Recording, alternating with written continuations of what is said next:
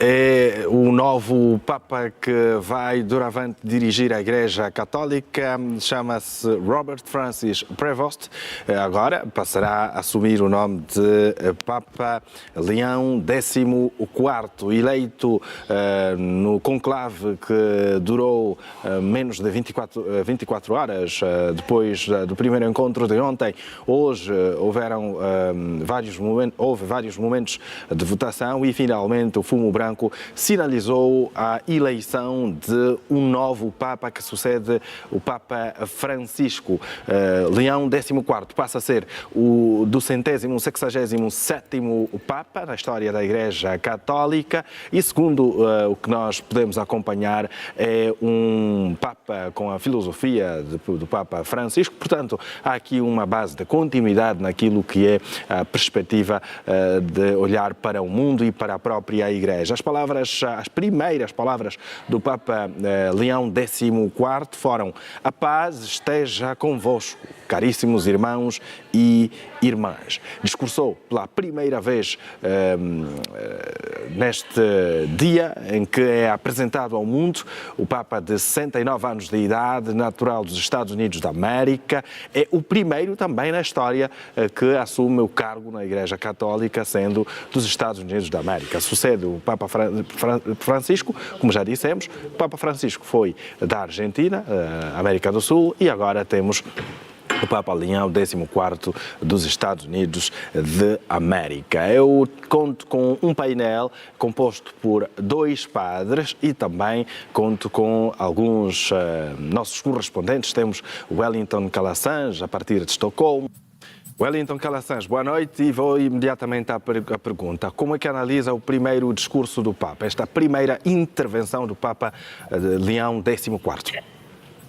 Boa noite, Afonso, colegas de painel, também os convidados no estúdio. É você assistindo a TPA neste especial muito importante, um momento histórico da Igreja Católica, com a chegada de um novo Papa norte-americano que tem conhecimento e capacidade de aglutinação da América Latina. Vimos aqui, na oração da Ave Maria, uma mensagem muito clara de que vai haver um resgate da leitura bíblica, vai haver um resgate da tradição católica, vai haver aqui também uma lembrança sobre o que foi a contra-reforma da Igreja Católica.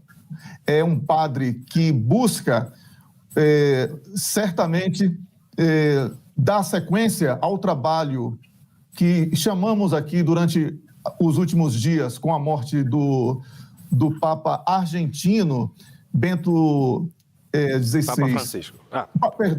Papa Francisco. Papa Francisco. Nós chamamos de legado, e é um legado. Ele tem agora, um Papa norte-americano, um desafio internacional de dividir o protagonismo com Donald Trump, que é o presidente dos Estados Unidos da América. Ele tem um protagonismo dentro da Igreja Católica, que é de estancar o crescimento na América Latina em especial, mas também no continente africano, das igrejas neopentecostais. É um desafio muito grande para ele, com ênfase para as igrejas neopentecostais dentro dos Estados Unidos da América. Ele precisa ter aí como na agenda um grande desafio de atrair de volta os católicos que abandonaram por alguma razão a Igreja Católica e conquistar novos fiéis. O que isso significa? Significa, nas palavras iniciais dele, falar sobre paz, porque certamente essa agenda da paz é uma agenda que o mundo hoje clama por ela. Então ele começa muito bem. Vimos também nas palavras dele mensagens objetivas a partir da Bíblia, de que tudo que nós precisamos está nos ensinamentos bíblicos. E certamente ele vai fazer essa invocação para que todos possam fazer uma reflexão a partir da tradição católica, de como Jesus Cristo está dentro de nós, para que nós possamos externar essa divindade, vamos falar assim, para facilitar a compreensão do nosso público.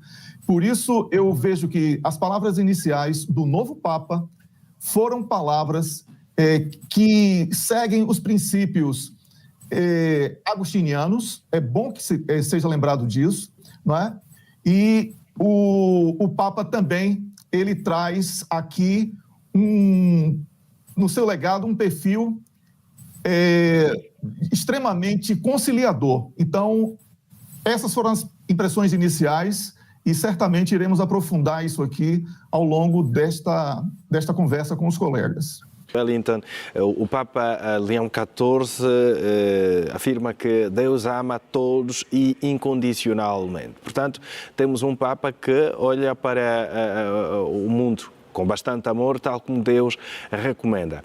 Podemos ter esperanças de que no futuro não muito distante as recomendações, os apelos da Igreja venham a ser cumpridos pelas grandes lideranças e que influenciam bastante na estabilidade do mundo? Sem dúvida alguma. Olha, Afonso, eu até sou muito grato aí por todos os complementos, né? Especialmente dos convidados que estão no estúdio, porque são autoridades da Igreja Católica, né? Já que são padres e estão preparados para isto. Cada um, dentro do tempo de fala que teve, trouxe informação assim, complementar, que nos leva a um pensamento muito seguro da afirmação que fiz na minha primeira fala, de que o Papa ele vai se utilizar da tradição católica para fazer com que a modernidade enxergue na tradição um caminho de encontro e não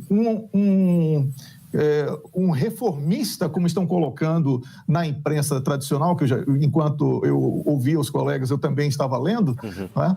Porque quando ele traz, por exemplo, a palavra da paz, ele está numa agenda completamente oposta à atualidade que estamos vivendo, em que o mundo praticamente está com guerra declarada em diferentes regiões do planeta, não é isso?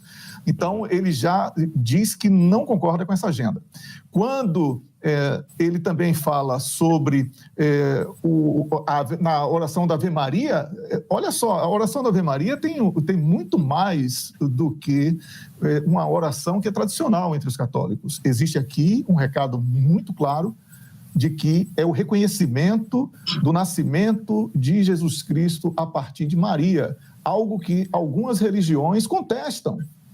E isso é muito claro que ele vai trazer esse tradicionalismo para o debate. Então, temos que ver que um Papa não vai abrir uma discussão que é permitido para mim, para os colegas, inclusive para os próprios padres que estão no estúdio aí com você, Afonso, mas ele vai trazer mensagens que devem ser interpretadas como aquilo que realmente estará sendo trabalhado nos bastidores. Ele pode ser reformista do ponto de vista da moralização da Igreja Católica. O que significa isso? Não permitir mais que escândalos ocorram, né, diversos. Eu não preciso aqui relatar, porque eu não gosto de fazer esse tipo de propaganda negativa da Igreja. Conhecemos, sabemos quais foram os escândalos que foram aí levantados contra a Igreja e como foram combatidos, não é? Até porque não é o escândalo de um membro da Igreja que vai definir o que é a Igreja, seja ela em qualquer igreja que seja, não só a católica, como em qualquer outra religião. Temos que respeitar isso, a diferença entre o individual e a instituição, igreja. Nós temos que ver que ele passa também uma situação muito complicada do ponto de vista econômico financeiro do Vaticano. Ele vai precisar trabalhar muito, e trabalhar muito na igreja significa atrair mais fiéis para que ele possa transformar a Igreja Católica também numa grande atração para a arrecadação. Isso é importante, a Igreja também precisa dessa movimentação financeira. Exato. Não é? E da questão política, geopolítica, ele é norte-americano, sim, é verdade, mas em 2015 ele recebeu a cidadania peruana. Então, ele também é latino-americano. Então, estamos falando aqui de um padre que domina diferentes idiomas, né? De um Papa que vai conseguir dialogar na sua língua materna, que é o inglês, muito mais do que todos os outros, porque é uma língua que não podemos negar, ela predomina, inclusive em China, Rússia e outros países que falam suas línguas próprias. O inglês ainda tem um peso enorme, né? Substituiu, inclusive, o francês na diplomacia. Então, este Papa chega para ocupar espaços que estavam sob risco Nós temos aqui um colega, eu acho que é o padre Adriano, que está com o microfone ligado. Sim, o padre Adriano. Como ele está aqui na sala, será que precisa do pessoal daí do estúdio? Eu coloquei no mudo, pronto. Já resolvi o problema dele. Nós não podemos perder tempo aqui na televisão. O tempo na televisão é muito caro. Então, apenas tentando retomar aqui o raciocínio, já que fui interrompido, ele vai trabalhar o nome, teve um dos colegas que falou sobre o nome Leão, não é? Exato. Se não me engano foi o Mateus. padre Mateus, não é? Sim, Sebastião Mateus. Nós estamos... Então, o nome Leão é um nome que significa força. Inclusive, Jesus Cristo é visto também como o leão da igreja, né? Porque ele é o líder da igreja. O leão é o rei da selva. Existe todo aqui um simbolismo em torno desse nome. Então, o que significa isso? Liderança. Ele vai exercer liderança. 69 anos de idade. Mas parece... Não, 69 anos de idade, aquilo que falávamos, né?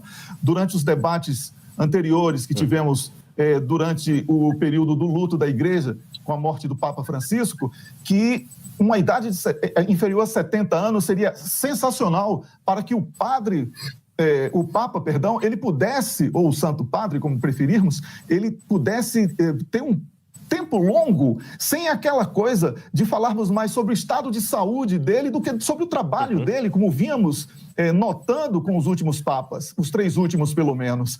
Então, o que temos aqui é um Papa com uma idade que permitirá que esses desafios que ele tem pela frente, que são muitos, tanto internos como externos, eles sejam conduzidos com o vigor que era necessário naquela figura nova que deveria ser o Papa e que ficamos conhecendo hoje. Então, também uma coisa muito importante é que não foi nenhum nome, Afonso, apenas para devolver a palavra, que eu sei que temos muitos colegas aqui no painel, nenhuma das casas de apostas tinha o nome dele praticamente como um dos favoritos.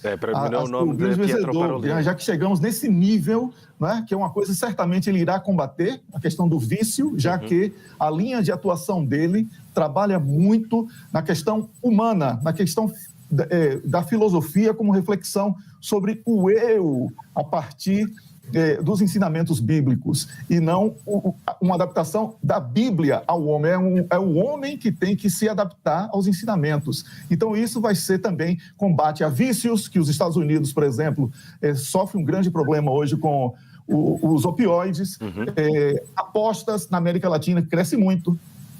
E essa relação entre religião e doação, que foi introduzido com muita força, negativamente, obviamente, pelos recentes neopentecostais, não aí desrespeitando os tradicionais do protestantismo. Então, temos aí um Papa que vai ter muito trabalho, mas que tem força, tem juventude, vamos falar assim. Obviamente, 69 anos não é um jovem, mas dentro dessa linha de trabalho, ele terá a juventude necessária para ter pelo menos aí 15 anos para trabalhar sem que precisemos aqui comentar que ele foi internado, que ele ficou doente, que ele está de cadeira de rodas, esse tipo de coisa que enfraqueceu, de certa forma, a imagem da Igreja Católica. Era isso, Afonso. Obrigado, Wellington. O Wellington Calazans, nota conclusiva, muito rapidamente. Provavelmente que vai priorizar a formação espiritual dos fiéis, incentivando práticas como a oração contemplativa e a reflexão sobre as Escrituras, alinhadas à ideia de que Deus é mais íntimo a nós do que nós mesmos, que é o lema agostiniano. Obrigado, Wellington Calazans. Muito obrigado, boa noite a todos. Caro telespectador, nós estamos a terminar com esta edição especial Além Fronteiras.